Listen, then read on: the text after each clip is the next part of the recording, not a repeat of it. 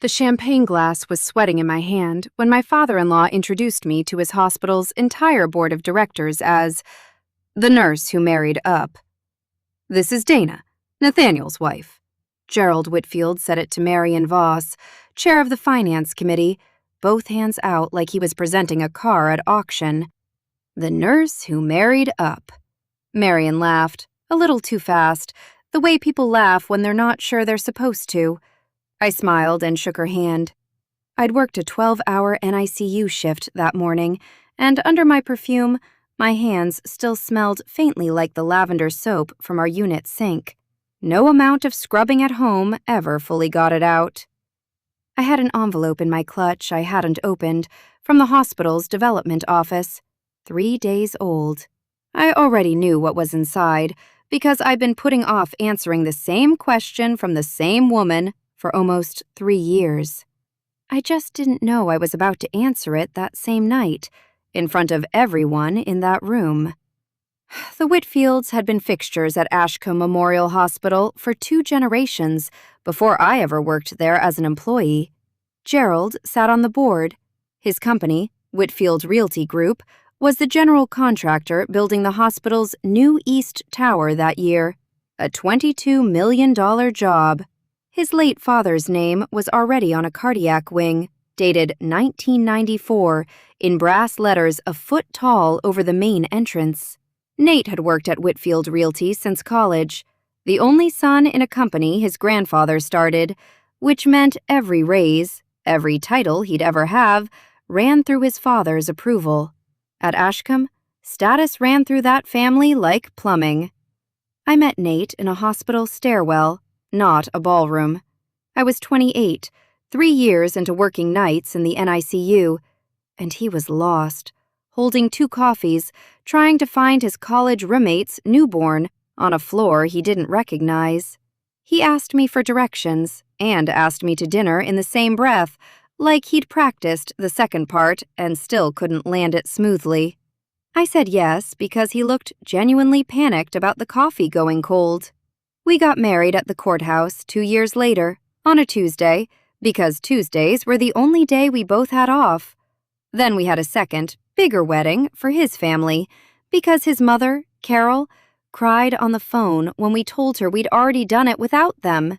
At that second wedding, Gerald stood up during the toasts and said he was just glad Nathaniel found someone who'd keep him grounded. 120 guests laughed. I laughed, too, into the microphone.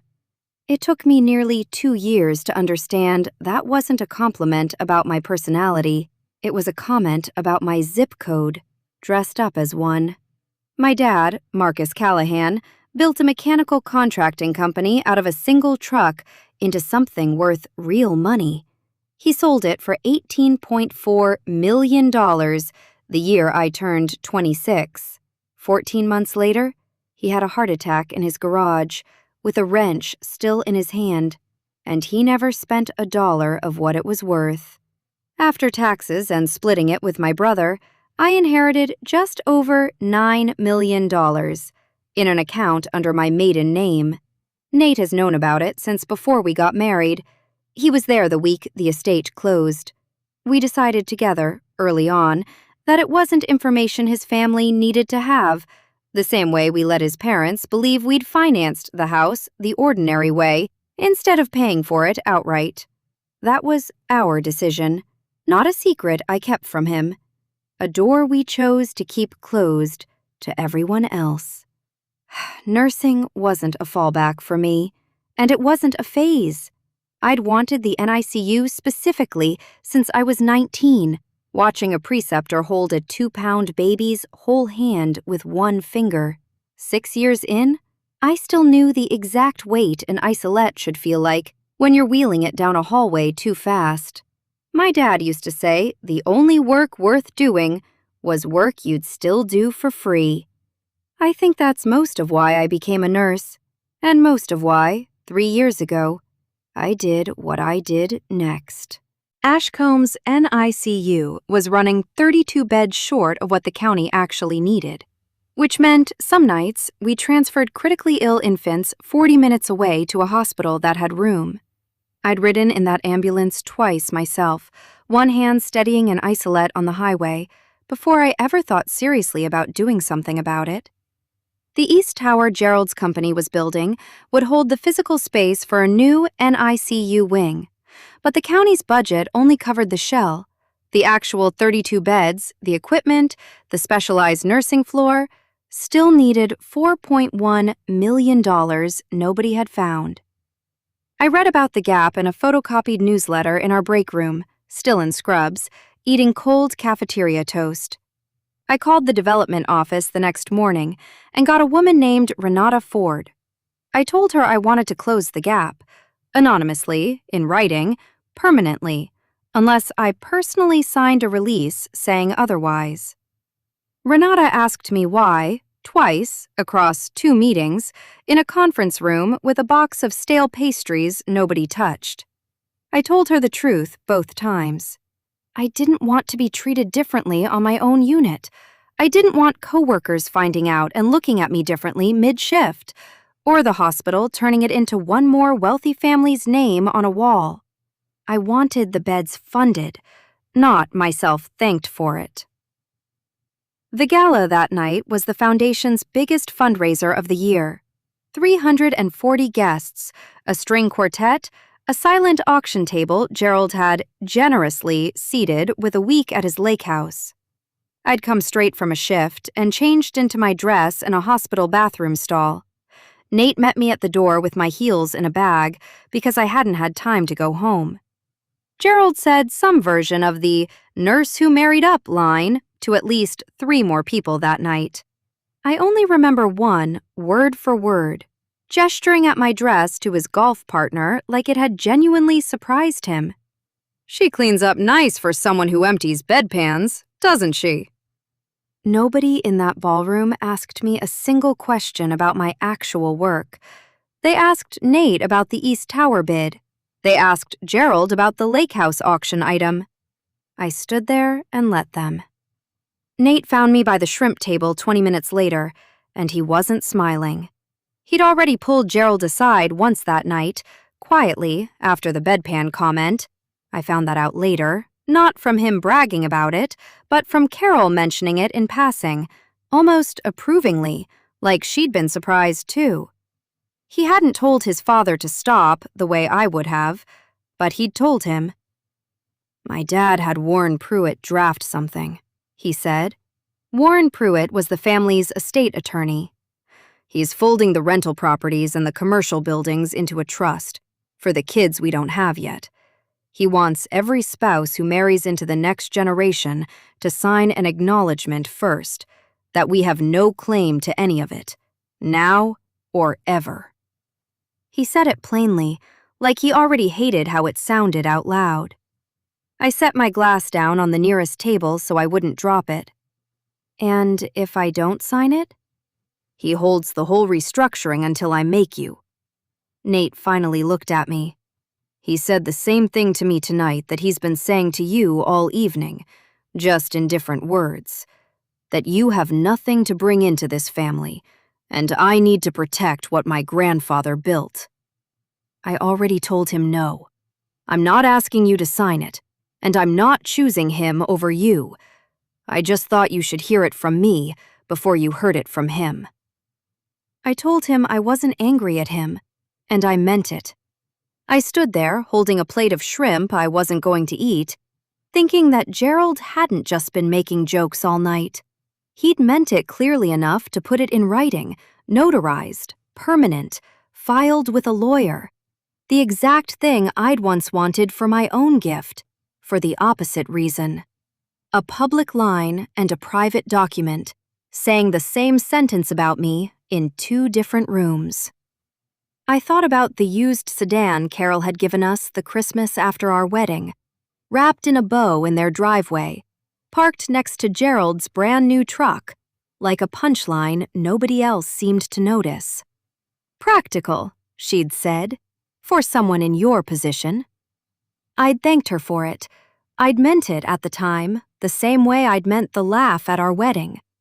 I thought about the dinner where Gerald introduced his old friend's daughter-in-law, a trauma surgeon, by her full trial and residency program, twice, unprompted, in the same breath he'd once used to introduce me by my first name and nothing else, like the rest of the sentence wasn't worth finishing. I remember smiling through both introductions in the same evening, and Nate reaching over and taking my hand in the car afterward, without needing an explanation for why. My dad never once needed anyone to introduce him by a title. He wore the same brand of work boots for 30 years and drove the same truck for 11 of them, long after he could have bought the dealership outright. He just did the work, kept his own books, and let the work be the argument. He never once asked me what a patient's chart said or what letters came after a doctor's name on a hallway plaque. He asked whether I liked the people I worked with. I think some part of me had spent 3 years waiting to see if Gerald would ever notice me the way he noticed people with letters after their names, and some other part of me had already decided, quietly, standing in that ballroom, that it didn't actually matter anymore whether he did. I told Nate I needed to think, and I meant it. Somewhere around the second glass of champagne I didn't drink, I stopped being hurt and started calculating. This wasn't about humiliating Gerald in front of his board. I want to be honest about that, because it would have been easy to make it about that. It was about being done deciding, on other people's timelines, when I was allowed to stop making myself smaller so nobody had to reconsider their assumptions. I thought about my dad again, standing there in a ballroom he never would have set foot in willingly. He wouldn't have cared about the board or the plaque or Gerald's face. He would have asked if the beds were actually going to get built. That was the only part of any of this that had ever mattered to me either. I found Renata by the coat check at 9:40. She'd kept recognition materials ready for 3 years, just in case I ever changed my mind. A folder, a short bio, sign-off language, all sitting untouched in a drawer. She didn't have to build anything from scratch. She just had to say yes. I thought, briefly, about what it would cost me. Not financially, I already knew that number. Whether people at work would treat me differently on Monday. Whether Gerald would find a way to make it about him anyway. I decided I could live with both of those things a lot more easily than I could live with staying quiet about it for another 3 years. Do it tonight, I told her. Use my name. Both of them. She looked up. Both? Dana Callahan Whitfield. My father's name and my husband's, in that order, on purpose. Renata didn't ask why I'd changed my mind after 3 years of saying no. She nodded, pulled out her phone, and called the CEO's office. At 10:15, the CEO invited everyone into the atrium to recognize the hospital's newest NICU wing. 32 beds, fully funded, 3 years ahead of schedule. A screen behind the podium was already showing photos of the empty new rooms, waiting for their first patients. Gerald stood near the front with Carol, already rehearsing his applause for whichever Whitfield-adjacent name he expected to hear. Warren Pruitt stood a few feet behind him, holding a leather folder I had a fairly good guess was full of paperwork with my name spelled wrong somewhere inside it. Renata stepped up to the microphone instead of the CEO. She thanked the board. She thanked the nursing staff by name, including 3 nurses from my own unit who had no idea what was coming. Then she said that the $4.1 million gift that had made the new NICU wing possible had been given anonymously 3 years earlier by a donor who'd finally agreed that same night to be named. Dana Callahan Whitfield, she said, one of our own NICU nurses. For a second, nobody moved. Somewhere behind me, the string quartet had stopped between pieces, so the silence had nothing to hide behind. The room didn't laugh this time. Marion Voss turned and looked at me, the way she hadn't when Gerald did his hand presentation 4 hours earlier. Carol's hand went to her mouth. Warren Pruitt's folder stayed shut, low at his side, for the rest of the night. And I watched my father-in-law's face do something I'd genuinely never seen it do in 6 years of Sunday dinners. Go completely, publicly still, mid-applause, his hands frozen 4 inches apart. Nobody asked me to speak. I didn't offer to.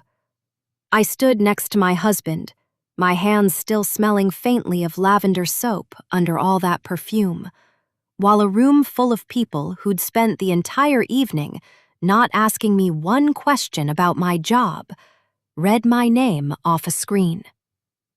Nate found my hand and held it, and didn't let go. Not during the applause, not for the photographs afterward, even though nobody had asked him to be in them. Coat check 20 minutes later, still holding a champagne glass she hadn't touched either. She didn't say congratulations. She said, "Why didn't you ever tell us?" in a voice that wasn't quite a question.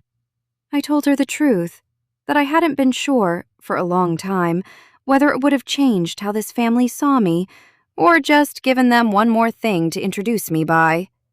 Nate found his father before we left that night and told him, plainly, that I wasn't signing anything, and that he wasn't asking me to. Not that agreement or any version of it. Gerald didn't argue. I don't think he had the footing left to. The trust restructuring went forward that fall, without a spousal waiver in it at all. Nate told me later his father simply stopped mentioning it, the way people do with things they'd rather nobody remembers they asked for. Life mostly went back to normal after that, in the ordinary, unglamorous way things do. The donor wall went up in the atrium a few weeks later, in letters no bigger than anyone else's. The Callahan family, NICU wing, 32 beds, given in memory of Marcus Callahan. Gerald walks past it every time he's on campus for a board meeting. He's never once suggested a bigger plaque, or asked why my father's name is on it instead of a Whitfield. This past Christmas, he asked me, almost shyly, how many of the 32 beds are usually full. It was the first real question about my work he'd asked me in 6 years. I told him. He nodded like he was actually listening, and didn't turn the conversation back to the East Tower once. I still work Tuesday and Thursday night shifts in the NICU, same as I did the week before any of this happened, the same as I did the night I first read a newsletter about 32 missing beds on a 15-minute lunch break. Last week, I walked a new mother down that hallway, past that plaque, and she had no idea I was the one who'd put it there. And I didn't tell her. My hands still smell like the same lavender soap they always have, under the same hospital lights. I'm still just the nurse. I always was. If you've ever been underestimated by someone who never once asked what you actually had to offer, I hope this one landed. Subscribe to She Collected. Tell me in the comments, what's the thing about you that the people closest to you still don't know?